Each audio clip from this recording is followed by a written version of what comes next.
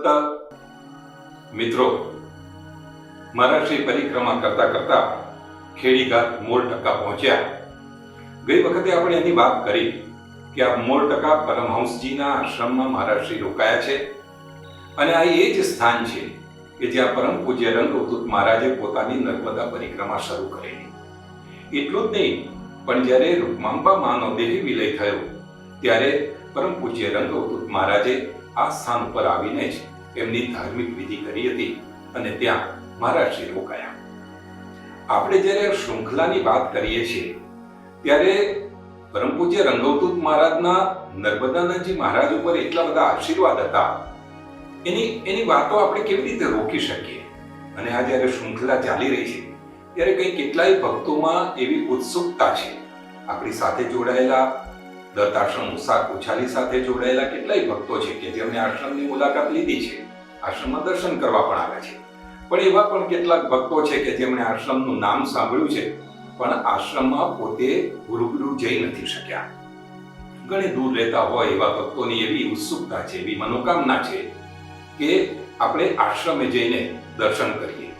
તો અમને પણ એક એવો વિચાર આવ્યો કે આપણે જે આજે સાથે પરિક્રમા કરી રહ્યા છીએ, પરિક્રમાની અંદર મોર ટક્કાથી એક વખત ઉછાલી આશ્રમે જઈએ, ત્યાં દર્શન કરીએ. ઉછાલી આશ્રમની મહત્તા, ઉછાલી આશ્રમની કથા, ઉછાલી આશ્રમની વિગતો એ બધું આપણે મેળવીએ. ત્યાંનો જે સુંદર માહોલ છે અને ત્યાં જે આધ્યાત્મિક વલયો જે આપણને સ્પર્શ કરે છે એ વલયોની પણ આપણે આજે અનુભૂતિ કરીએ. એટલા માટે આપણે અહીંથી મોર ટક્કાથી સીધા ઉછાલી આશ્રમ જઈશું અને વળી પાછા ઉછાલી આશ્રમમાં દર્શન કરીને આપણે વળી પાછા પરત મોર ટક્કા આવીને અને આપણી પરિક્રમા મહારાષ્ટ્રની સાથે સાથે આપણે આગળ વધીશું. આજે આપણે જે અહીંયા બેઠા છે એ સ્થાન એ પરમ પૂજ્ય નર્મદાનંદજી મહારાજની આ જૂની સાધના કુટીર છે. સૌ પ્રથમ જ્યારે આશ્રમની સ્થાપના થઈ ત્યારે સૌ પ્રથમ આ જે આપણે બેઠેલા એ સ્થાન પર મહારાજશ્રી રહેલા આવેલા. 1972 ની અંદર આ સ્થાનની સ્થાપના થઈ, આશ્રમની સ્થાપના થઈ. મહારાજશ્રી જ્યારે પરિક્રમા પૂરી થઈ ત્યારે ત્યાંથી નારેશ્વરથી નીકળી ગયા. રંગઅવધૂત મહારાજે મહારાજશ્રીને એવી સૂચના આપેલી કે તારે ત્રીજો ચાતુર્માસ અંકલેશ્વરમાં કરવાનો છે. નર્મદાનંદજી મહારાજ તો વિચારતા હશે કે મહારાજશ્રીએ શા માટે અંકલેશ્વર જેવા એક ઔદ્યોગિક ક્ષેત્રની અંદર મને રહેવા માટે કહ્યું હશે. પણ જ્યારે સંતો આપણને દિશા સૂચન કરે ને ત્યારે એમને ઘણું બધું દૂરનું દેખાતું હોય અને એટલા માટે મહારાજશ્રીએ એવી સૂચના રંગઅવધૂત મહારાજે આપી હશે કે ત્રીજો ચાતુર્માસ તો અંકલેશ્વરમાં કરજે. ત્રીજો ચાતુર્માસ અહીંયા મહારાજશ્રીએ કરીને પછી પરિક્રમા પૂર્ણ કરી. પરિક્રમા પૂર્ણ થયા પછી મહારાજશ્રીએ તો હવે સંસાર છોડી દીધો છે અને સાધુનું જીવન જ્યારે શરૂ કર્યું છે, ઘરે પરત જવાનો તો કોઈ પ્રશ્ન જ નથી આવતો. એ સમયે મહારાજશ્રી અને એમના ભક્તો એમ વિચારતા કે પોતાના સાધના માટે કોઈક એવું સ્થાન જોઈએ કે જ્યાં સતત રહી અને સાધના કરી શકાય. આ વિચાર જ્યારે ચાલતો હતો ત્યારે 1 વર્ષ જેવા મહારાજશ્રી અંકલેશ્વર ને આજુબાજુ નવસારી ને ઘણા બધા ભક્તોના ત્યાં રોકાયા. એ વખતે નાથાલાલ ગુજ્જર નામના એક ભાઈ કે જે રંગઅવધૂત મહારાજના પણ ભક્ત હતા, એમને રંગઅવધૂત મહારાજે કંઈક સ્વપ્ન આદેશ કર્યો કે નર્મદાનંદજી મહારાજને કોઈ સ્થાન જોઈએ છે, તું બતાવ. નર્મદાનંદજી મહારાજે ઘણા બધા સ્થાન જોયેલા પણ મન ચોંટે નહીં, મન માને નહીં. અને ત્યારે આ નાથાલાલ ગુજ્જર અહીંયા આ ઉછાલીના સ્થાન ઉપર એમને લઈ આવ્યા. ઘણા લોકોએ કહ્યું કે ભાઈ ઉછાલી જેવા સ્થાનમાં જશો, અમરાવતી નદીના કિનારે સ્થાન, પણ ત્યાં જશો. એ સમયે ઉછાલી ગામનું નામ થોડું કુખ્યાત હતું. એટલે પણ મહારાજશ્રી તો કહે કે ચાલો ને જઈએ.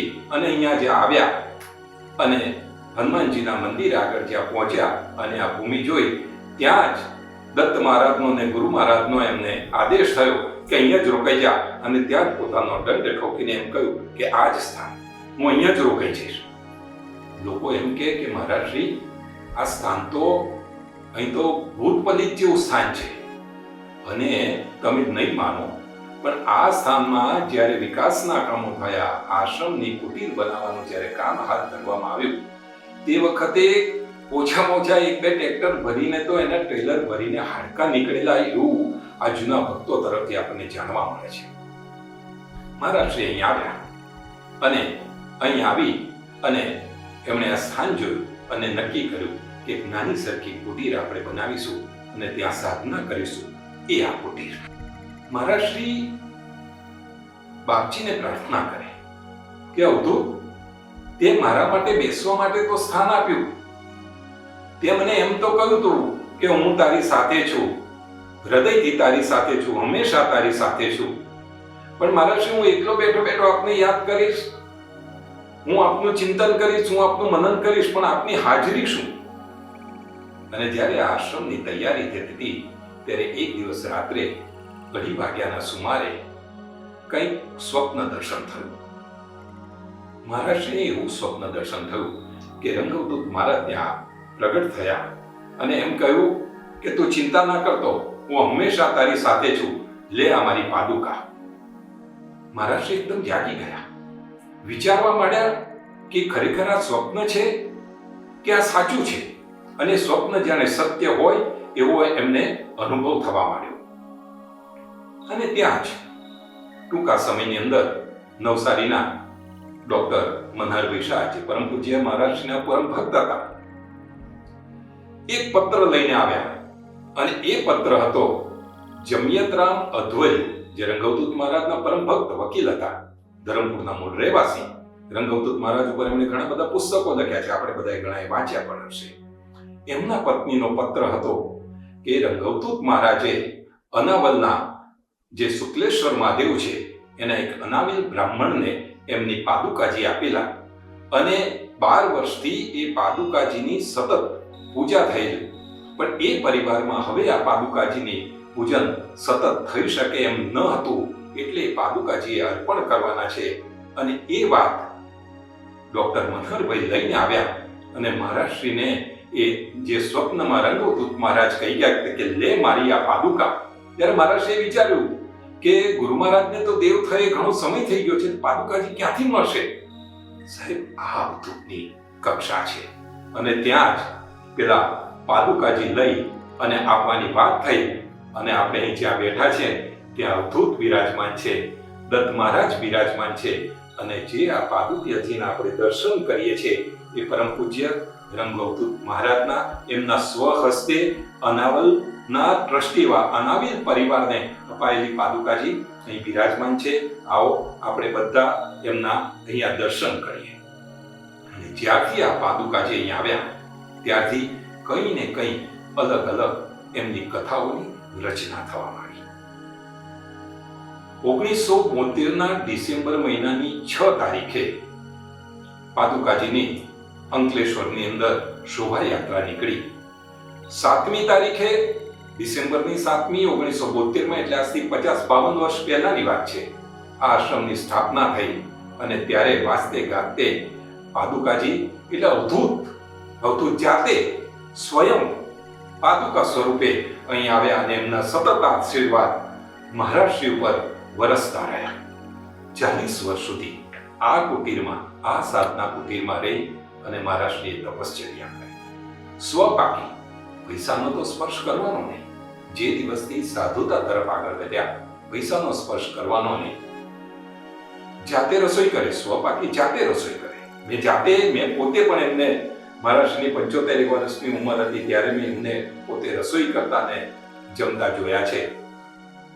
આશ્રમની અંદર મોટે ભાગે રવિવારે, પહેલા ગુરુવારે પણ ભેગા થતા, પછી તો રવિવારે 2:30 થી 5 વાગ્યા સુધી મહારાજશ્રી બિરાજમાન થતા અને બધા પોતાના પ્રશ્નો લઈને આવતા અને એમનું નિરાકરણ કરતા. ત્યારે મહારાજશ્રી હંમેશા કહેતા કે હું જે કંઈ કહું છું, હું તમને જે કંઈ સલાહ આપું છું, જે ઉપાય સૂચવું છું, એ બધામાં હું તો કશું કરતો જ નથી, એ તો મારો અવધૂત કરે છે. સદગુરુ ઉપરની એવી શ્રદ્ધા, સમર્પણ ભાવ, શરણાગતિ કે મારો જે અવધૂત કે એ જ સાચું. આજે અહીં પાદુકાજી બિરાજમાન છે એ પરમ પૂજ્ય રંગઅવધૂત મહારાજના પાદુકાજી છે. જ્યારે આ આશ્રમ બન્યો 6 તારીખે પાદુકાજીની શોભાયાત્રા અંકલેશ્વરમાં નીકળી અને 7મી તારીખે અહીંયા બહુ મોટો ઉત્સવ થયો અને આશ્રમની ત્યાં શરૂઆત થઈ. 5મી તારીખે 2 દિવસ પહેલા મહારાજશ્રી જ્યારે આ આશ્રમની બધી તૈયારી થતી હતી અને બહાર બેઠા હતા એટલામાં અંકલેશ્વરથી મોહનભાઈના જમાઈને લઈને એક ઓચિંતી એમ્બેસેડર કાર આવી અને એની અંદરથી એક ભાઈ ઉતર્યા ભક્ત. મહારાજશ્રીને કહે કે મહારાજશ્રી, આ મોહનભાઈના જે જમાઈ છે એ ખૂબ બીમાર પડી ગયા છે. અંકલેશ્વરમાં બતાવ્યું તો ડોક્ટરો એમ કહે છે કે હવે અંકલેશ્વરમાં એમની કોઈ પણ સારવાર થઈ શકે એમ નથી, કેસ બચી શકે એવું નથી અને એટલા માટે તાત્કાલિક તમે એને ભરૂચ લઈ જાઓ. એટલે મહારાજશ્રી આપના દર્શન કરવા માટે આવેલા છીએ કે મોહનભાઈના જમાઈની તબિયત એટલી બધી ખરાબ છે કે કાલે શું થશે એ કહી નહીં શકાય અને આવતીકાલે એટલે 7મી તારીખે જ્યારે અહીંયા મહોત્સવ છે તે મહોત્સવની અંદર કદાચ અમારાથી હાજર નહીં રહેવાય. મહારાજશ્રીએ તરત જ વિચાર કર્યો, અવધૂતને યાદ કર્યા કે અવધૂત, આ તારા આધારે તો બેઠો છું, તું અહીં પધારવાનો છે અવધૂત, અને એની અંદર પણ વળી પાછો નવું સંકટ આવ્યું અને આ સંકટમાંથી જો મારા ભક્તને તું મુક્ત નહીં કરું તો મારું નહીં પણ તારું નામ લજવાશે. અવધૂત કંઈક રસ્તો કાઢ.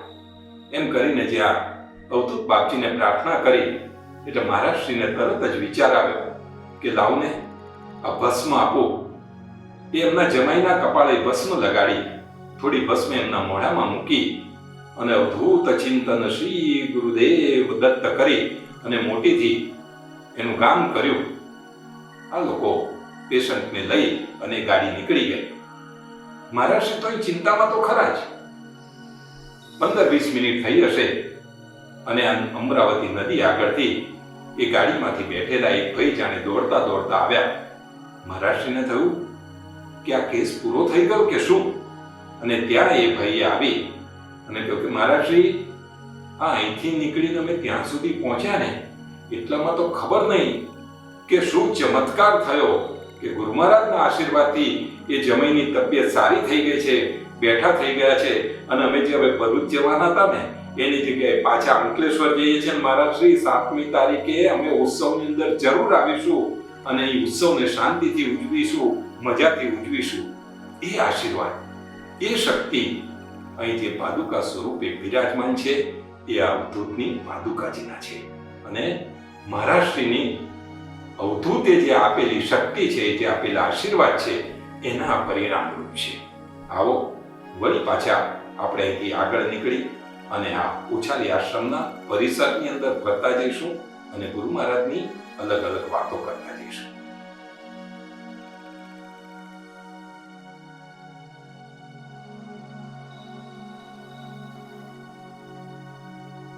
આપણે જે અહીંયા આવેલા છે આ મહારાજશ્રીની મઢુલી છે. ભૂતકાળમાં મહારાજશ્રી અહીં લીમડાની નીચે બેસતા અને દર ગુરુવારે અને રવિવારે બપોરે 2:30 થી 5 બેસતા હતા અને ત્યારે બધા ભક્તો આવે.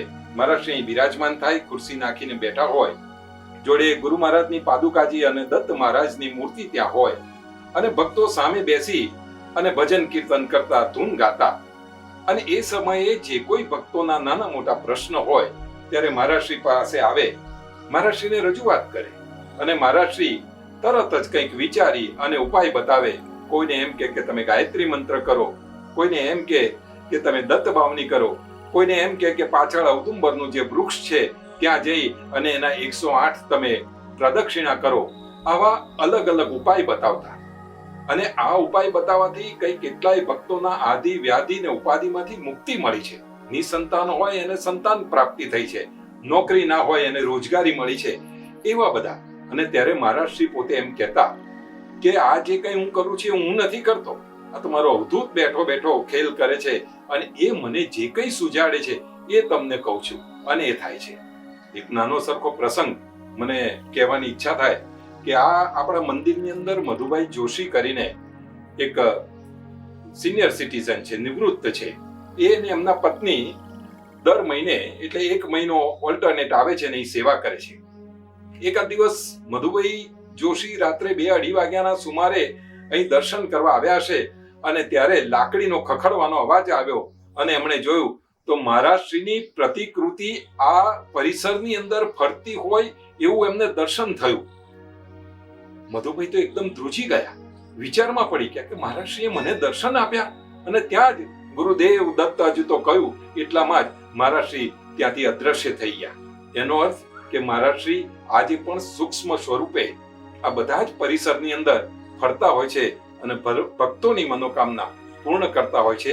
એવી આ કુટીરમાં આજે મહારાજશ્રી મૂર્તિ સ્વરૂપે, અને આ મૂર્તિના જ્યારે દર્શન કરીએ તે સાક્ષાત અહીં બિરાજમાન હોય એવું આપણને લાગે છે. મહારાજશ્રીની જે આ કુટીર છે એની સામે જ ભક્તો પણ અહીંયા આવી અને તપશ્ચર્યા કરી શકે અને મૌન થઈને મૌન કુટીરમાં રહીને પોતાના પરમાત્માને પામી શકે. એટલા માટે ટ્રસ્ટી મંડળે એવું નક્કી કર્યું કે આપણે એક સુંદર મૌન કુટીર બનાવીએ અને એ મૌન કુટીર આપણે અહીંયા જ મહારાજશ્રી જ્યાં બિરાજમાન થતા હતા અને એમની દ્રષ્ટિ સતત ભક્તો ઉપર પડ્યા કરે એટલે એની સામેની બાજુ જ આપણે બે સુંદર નાની સરખી મૌન કુટીર બનાવી છે. આ મૌન કુટીરની અંદર આપણે જોઈએ તો બધી સુવિધાઓ છે, પણ એના કેટલાક નિયમો છે. એવા નિયમો કે મૌન કુટીરમાં ગયા પછી તમારે એકાંતમાં રહેવાનું.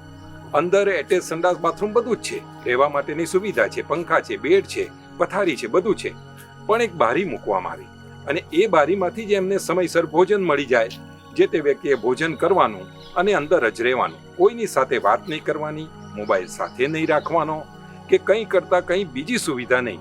એકાંતમાં રહી અને પ્રભુની પ્રાર્થના કરવાની, પારાયણ કરવાનું અને પોતાની જાતને પ્રશ્નો પૂછી અને એક ઊંચી કક્ષા સુધી પહોંચવા માટે આ મૌન કુટીર ટ્રસ્ટી મંડળે એક પરિપક્વ વિચાર કરી અને અહીં બનાવેલી છે. અને હવે આપણે બધા અહીંથી આગળ નીકળી અને જ્યાં દત્ત ભગવાન બિરાજમાન છે એ દત્ત મંદિર અને જ્યાં દત્ત મહારાજના અંશ અવતાર સર્વે યોગી મહારાજો બિરાજમાન છે ત્યાં આપણે અહીં પહોંચીશું.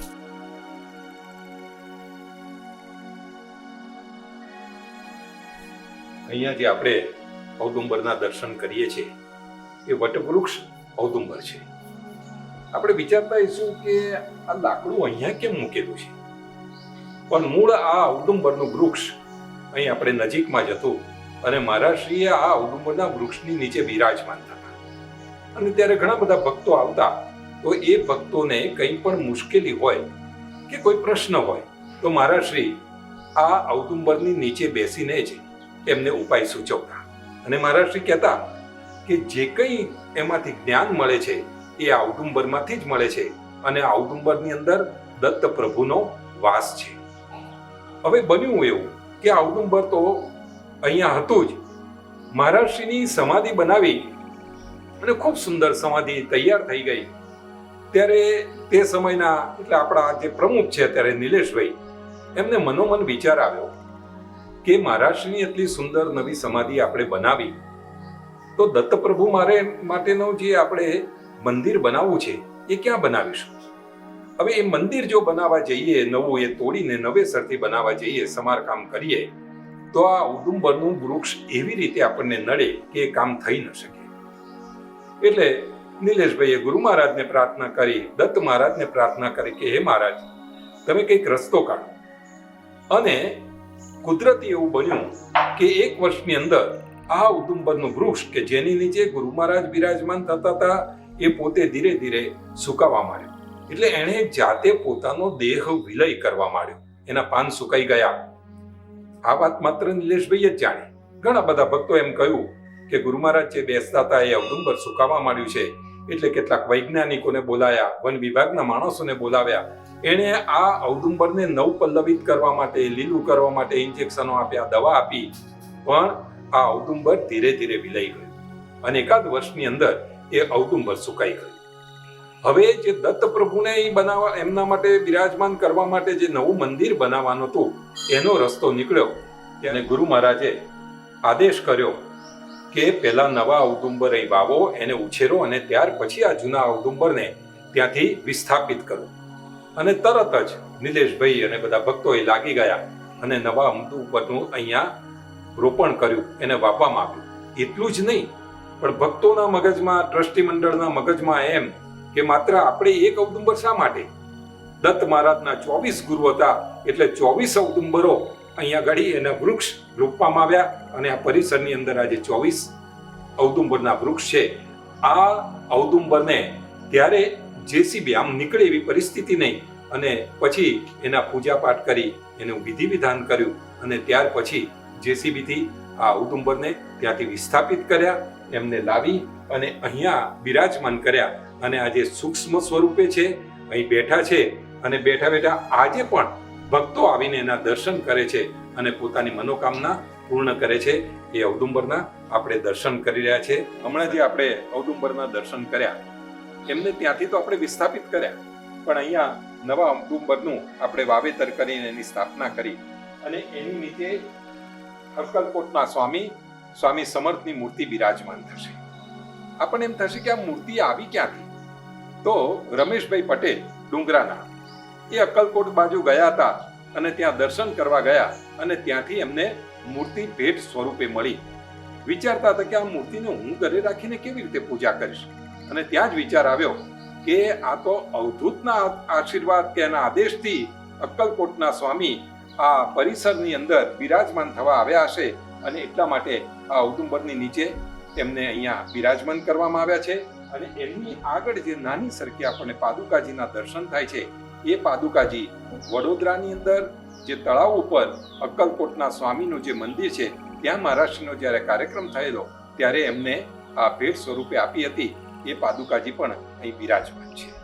ઓમ ઓમ ઓમ સ્વા ઓમ ઓમ જરા ઓમ તબા ઓમ નમસ્તે રુદ્રવન્યવબુધો ધારિકવે નમઃ બાહુભ્યામ દદે નમઃ જાતે રુદ્ર શિવ તનોરઘોરા પાપકાશિની તાયસ્તન્વાસંતમયા ગિરિશંદા વિજાતુષી ઓમ ત્રંબકમ યજામહે સુગંધિમ પુષ્ટિવર્ધનમ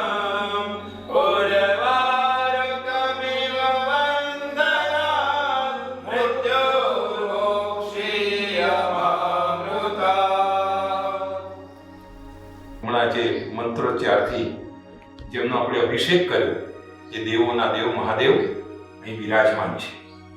આ મહાદેવ એટલે નર્મદેશ્વર મહાદેવ. મહારાષ્ટ્રીય ધાવડી કુંડ એટલે કે નર્મદાજીની અંદર જ્યાં ધાવડી કુંડની અંદર આ લિંગ તૈયાર થતા હોય છે, ત્યાંથી આ મહારાષ્ટ્રીય આ નર્મદેશ્વર મહાદેવને અહીં લાવ્યા હતા અને અહીં બિરાજમાન કરેલા. આપણે એમ વિચારીએ કે શું આ પથ્થર છે? આ પથ્થર નથી. એની અંદર ધબકતો એક મોટો દેવ છે અને આપણી પ્રાર્થના, આપણી યાચના એ સાંભળતો હોય છે. ભૂતકાળમાં જે આપણે આગળની શૃંખલામાં વાત કરી કે મહારાષ્ટ્રી જ્યારે સહદેહ હતા ત્યારે ઉછાલી ગામના એક ભાઈને સર્પદંશ થયેલો, સાપ કરડેલો, અને મહારાષ્ટ્રીએ એમ કહ્યું હતું કે અહીંયા જઈ અને બધા બેસી અને ઓમ નમઃ શિવાયના જપ કરો, અને એ વ્યક્તિને એ જપથી સારું થઈ ગયું હતું. એ આ મહાદેવ.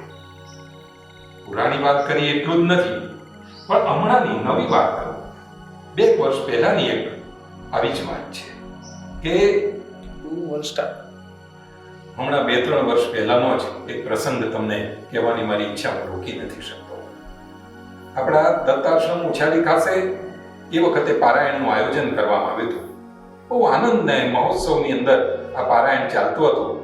તે સમયે એકાદ દિવસ રાત્રે પારાયણમાં બેઠેલી એક દીકરી, 20-22 વર્ષની ઉંમરની આ છોકરી હશે, અને એને અહીં ફરતા મોર વીછી એટલે ખૂબ મોટા વીછી આવે છે, એ વીછીએ કંઈ ડંખ દીધો. બધા ગભરાઈ ગયા. દોડતા નિલેશભાઈની પાસે આવ્યા. નિલેશભાઈને કહે કે આ બેનને વીછી કરડ્યો છે.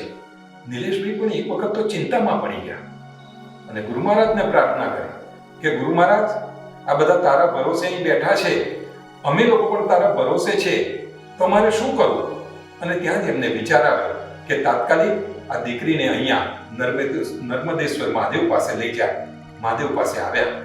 આવી એના મોઢામાં ભસ્મ મૂકી, એના કપાળે ભસ્મ લગાડી અને બીજી ભસ્મ લઈ અને આ મહાદેવજીની ઉપર ચડાવી. એ જ ભસ્મ લઈ વળી પાછી એ દીકરીના શરીર ઉપર ચોળી અને બધાએ જ અહીં બેસીને ઓમ નમઃ શિવાયના જપ કરવા માંડ્યા. બધા એક સાથે 50-60 વ્યક્તિઓએ ભેગા થઈને જોરથી ઓમ નમઃ શિવાય, ઓમ નમઃ શિવાય, ઓમ નમઃ શિવાય, ઓમ નમઃ શિવાય કરવા માંડ્યું. અહીં બેઠેલા મહારાજે ત્રંબકમ યજારમહે સુગંધિમ પુષ્ટિવર્ધનમ ઉર્વારુકમેવ દંડાન રક્ષોર મુક્તિ મહાન પ્રસાદ એમ કરીને જળ ચડાવ્યું. અને જે ભસ્મ હતી એ મહાદેવજી ઉપર ચડાવેલી એ ભસ્મ લઈને દીકરીને જ્યારે એના શરીરે ચોળવામાં આવી ત્યારે એકદમ શાંત થઈ ગઈ. એના મોઢામાંથી નીકળતું પીણું ઓછું થઈ ગયું અને ત્યાર પછી દીકરીને લઈ જઈ અને એની રૂમમાં સૂઈ ગઈ. નિલેશભાઈએ પૂછ્યું કે કેવું છે? તો કહે છે કે સારું છે. છતાં નિલેશભાઈને રાત્રે ચિંતા થઈ. 2:30 વાગ્યાના સુમારે જઈ અને એમણે જ્યારે રૂમમાં જોયું તો એ દીકરી ખૂબ શાંતિથી સૂતેલી હતી અને બીજે દિવસે સવારે વળી પાછી ખુશખુશાલ પરિસ્થિતિની અંદર એ પારાયણમાં જોડાઈ. એ નર્મદેશ્વર મહાદેવ અહીં બિરાજમાન છે. એને આપણે કોટી કોટી વંદન કરીએ છીએ.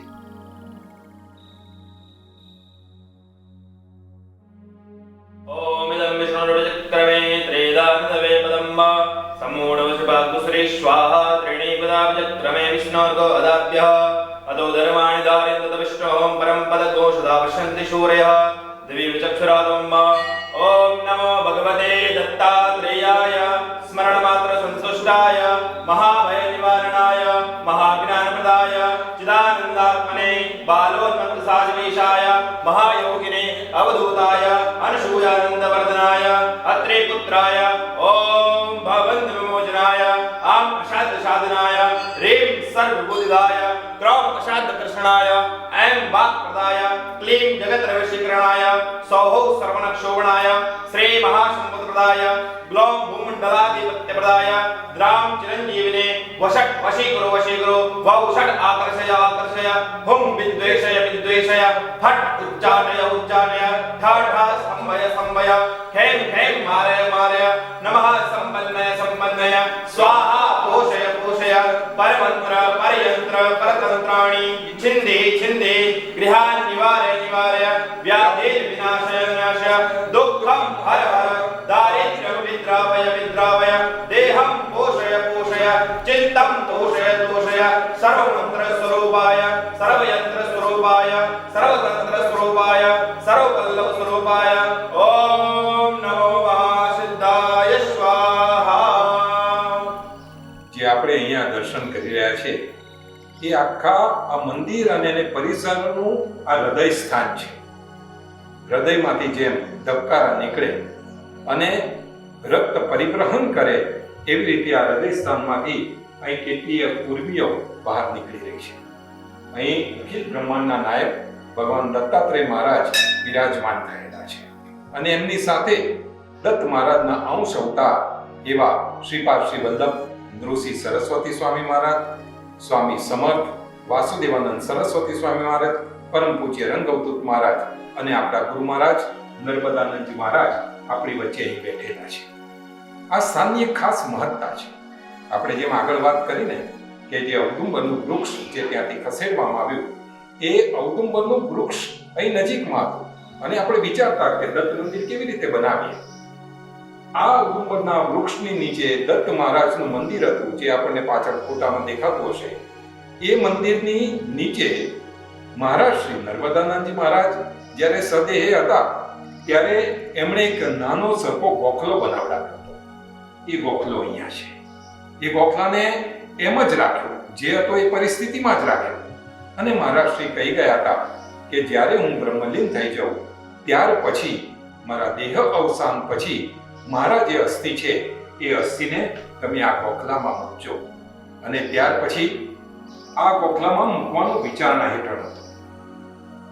નિલેશભાઈએ જ્યારે આ મંદિર બનાવવાનો વિચાર કર્યો ત્યારે એક વખત એ અને ટ્રસ્ટી મંડળે ભેગા થઈ અને ગુરુ મહારાજને પ્રાર્થના કરી કે ગુરુ મહારાજ, અમારે તો આ દેવસ્થાન બનાવવું છે, આપણું ખૂબ સુંદર દેવસ્થાન બનાવવું છે, પણ એના માટે કરીશું શું? અને જ્યારે મહારાજ શ્રી સદે હતા ત્યારે પણ નિલેશભાઈ એમને કહેતા કે મહારાજ શ્રી થોડા ઘણા પૈસા, થોડી ઘણી રકમ મૂકી જજો, નહીં તો તમે નહીં હો તો અમે શું કરીશું?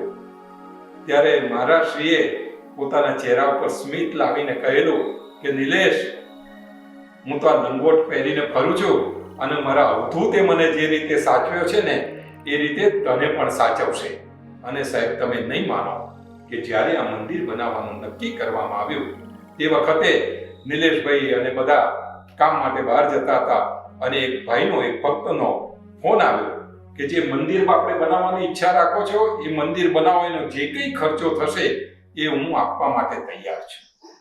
આ આદેશ કોણ કરે? આવા વિચારો કોણ આપે? એ ગુરુ મહારાજ જ ત્યાં બેઠા બેઠા કોઈ ભક્તને એવો ઈશારો કરે, એવો આદેશ આપે, એવી ઈચ્છા શક્તિ ઊભી કરે કે મંદિર બેઠું થાય. અને પછી તો 15 એક ભક્તો એવા તૈયાર થયા કે 15 મૂર્તિ બની ગઈ અને મહારાજશ્રી વિરાજમાન થયા.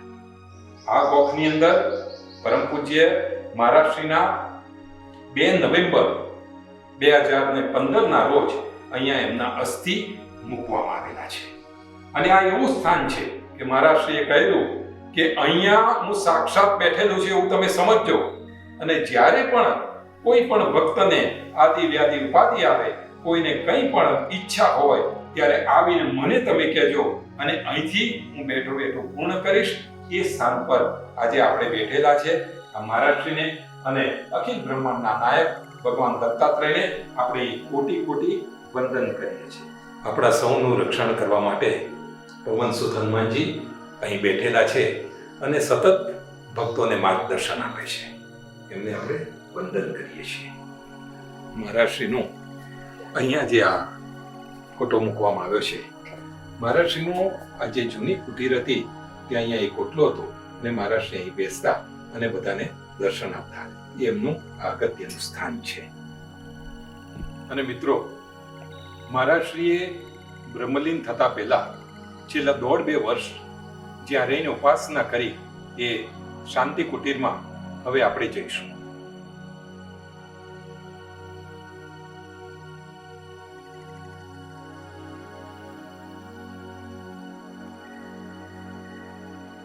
જે સુંદર આધ્યાત્મિક જગ્યા છે એ મહારાષ્ટ્રની શાંતિ કુટીર છે.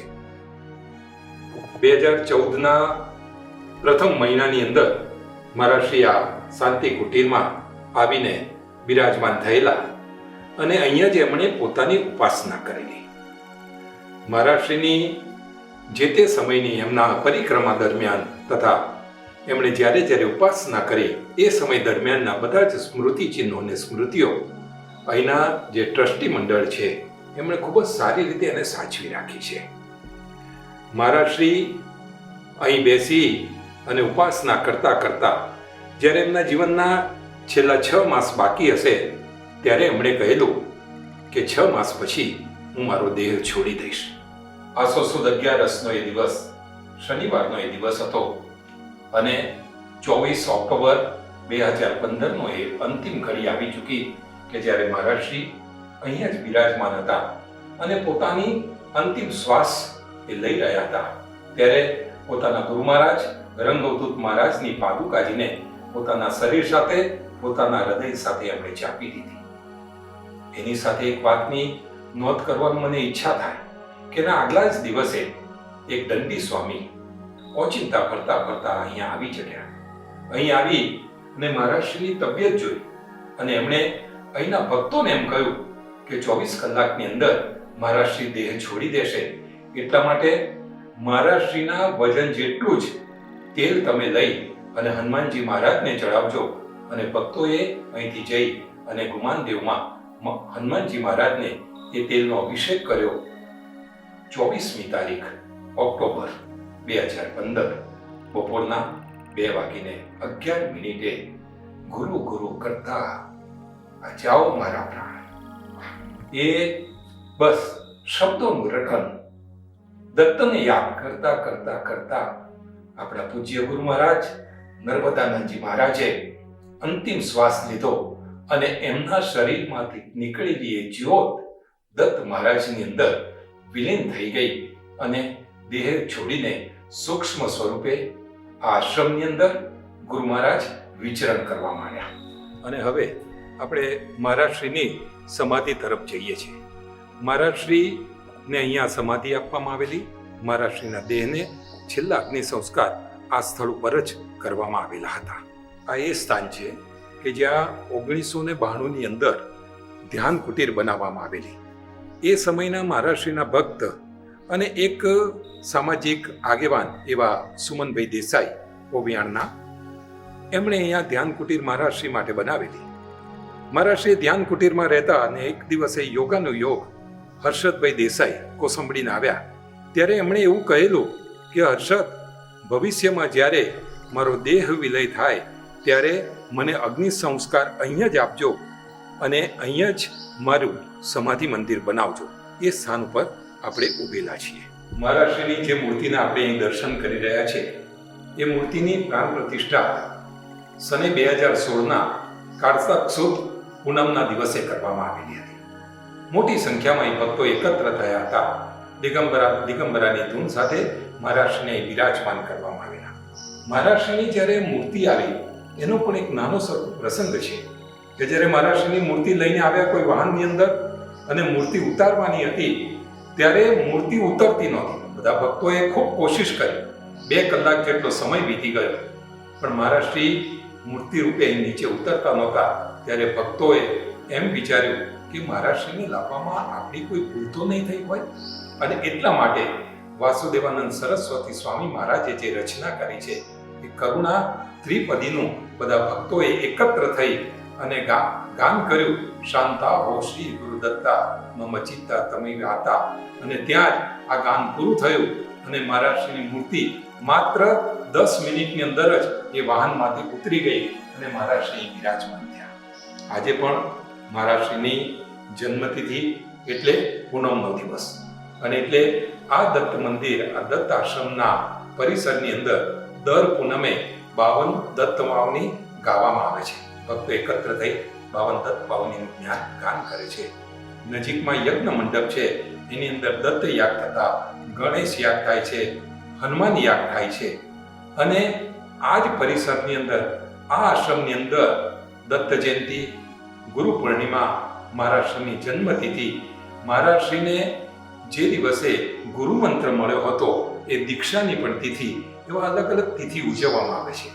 મોટી સંખ્યામાં ભક્તો એકત્ર થઈ અને અલગ અલગ પારાયણ કરે છે. ગુરુ લીલામૃતનું પારાયણ, ગુરુ ચરિત્રનું પારાયણ, શ્રીપાદ શ્રી વલ્લભનું પારાયણ, આ પારાયણ અહીં કરવામાં આવે છે. મોટી સંખ્યામાં ભક્તો અહીં આવે છે. અહીં અન્ન ક્ષેત્રની પણ સ્થાપના કરવામાં આવી છે. ભક્તોના નિવાસ માટે કેટલાય ઓરડા બનાવવામાં આવ્યા છે અને ભક્તો આજે ભેગા થઈ અહીં આવે છે. મહારાજશ્રીના ચરણોમાં પોતાનું શીશ નમાવે છે અને પોતાની મનોકામનાને પૂર્ણ કરી અને હસતા મુખે પોતે પોતાના સ્થાન ઉપર જાય છે. એવા સ્થાનમાં આપણે આવ્યા છે. આવો આપણે સર્વે એકત્ર થઈ અને મહારાજશ્રીને વંદન કરી અને એક સાથે બોલીએ ગુરુદેવ દત્ત. આ એ જ સ્થાન કે જ્યાં મહારાજશ્રીની ધ્યાન કુટીર હતી અને ત્યાં જ એમને અગ્નિ સંસ્કાર આપી અને એમની મૂર્તિની પ્રતિષ્ઠા કરવામાં આવી છે. આ મૂર્તિની નીચે બ્રહ્મા, વિષ્ણુ અને મહેશના પ્રતીક સ્વરૂપે 3 કળશ જળ ભરીને મૂકવામાં આવ્યા છે અને મહારાજશ્રીના અસ્થિને પણ એની અંદર મૂકવામાં આવેલા છે. એવું આ સ્થાન છે. આ મહારાજશ્રીને સતત જેઓ સેવા કરે છે એવા શ્રી નિલેશભાઈના દીકરા, હું તમને એક આજે મહારાજશ્રીની રૂબરૂ નાનો સરખો પરિચય પણ કરાવી દઉં. ભાઈ શ્રી હરેશ એ આપણી વચ્ચે છે. આપણે જે આ શૃંખલા ચલાવીએ છીએ અને આજે 36 કે 37 એપિસોડ સુધી પહોંચ્યા છે અને એનું એડિટિંગ અને ગ્રાફિક્સનું જે બધું કામ કરે છે એ ભાઈ હરેશ કેનેડાથી આવ્યો છે. એકદમ નવ યુવાન છે અને ગુરુ મહારાજને એટલા આશીર્વાદ છે કે એને આ ધાર્મિક કામની અંદર એટલો બધો રસ છે કે પોતાનો અમૂલ્ય સમય આપી અને આ કામ કરે છે. એને પણ આપણે ખૂબ ખૂબ શુભેચ્છાઓ પાઠવીએ છીએ. મિત્રો, આજથી 50-52 વર્ષ પહેલા એક સમયે એકદમ વેરાન લાગતી આ ભૂમિ આજે એકદમ ધાર્મિક આંદોલનોથી ધબકતી થઈ ગઈ છે. મહારાજશ્રીની સતત અહીં રહેલી ઉપાસના, અહીં કરેલી તપશ્ચર્યા એનું આ પરિણામ છે કે જે કોઈ અહીં ભક્તો આવે છે એ લોકોની ઈચ્છાની અહીં પૂર્તિ થાય છે. મહારાજશ્રી જ્યારે અહીં આવ્યા ત્યારે અહીં થોડા ઘણા મોર હતા. ધીરે ધીરે મોરની સંખ્યા વધતી ગઈ, એમ ભક્તોની પણ સંખ્યા વધતી ગઈ અને આજે ભક્તો વધતા એવા થયા કે જેમ મોરના પીંછા વધે અને મોર એના પીંછાથી શોભે એમ ભક્તોથી આજે આખું પરિસર આ દત્ત આશ્રમ શોભી રહ્યું છે. અહીંયા જે ટ્રસ્ટી મંડળ છે એમણે અને ભક્તોની મદદથી અવધૂત કહી ગયા હતા ને કે દેવનું કામ દેવ કરે, એમ દેવનું કામ જેમ દેવ કરે એવી રીતે કે કેટલાય દાનવીરો કેટલા દાન કરે, તો પૈસાનું કરે, તો કોઈ શ્રમનું દાન કરે, કોઈ પોતાની આવડતનું દાન કરે, અને આ બધા જ સંમલિત થઈ અને આજે આ સુંદર પરિસર અહીં બની ગયું છે. ચારે તરફ જોઈએ તો સતત ધાર્મિક તરંગોના આંદોલન આપણને અહીં સ્પર્શી રહ્યા છે. એવી ભૂમિમાં આજે આપણે અહીં આવેલા છીએ. આ ટ્રસ્ટી મંડળનો બધાનો પણ આપણે ભક્તો આજે આભાર માનીએ છીએ. અને વળી પાછા આપણે ભક્તો જે આ મોર ટક્કાથી નીકળી અને ઉછાલી આશ્રમના દર્શન કરવા આવ્યા હતા, એટલે ચાલો વળી પાછા આપણે મોર ટક્કા જઈએ અને માં નર્મદાની પરિક્રમા વળી પાછી આપણે આગળ શરૂ કરીએ. સર્વને મારા ગુરુદેવ દત્ત, ગુરુદેવ દત્ત, ગુરુદેવ દત્ત.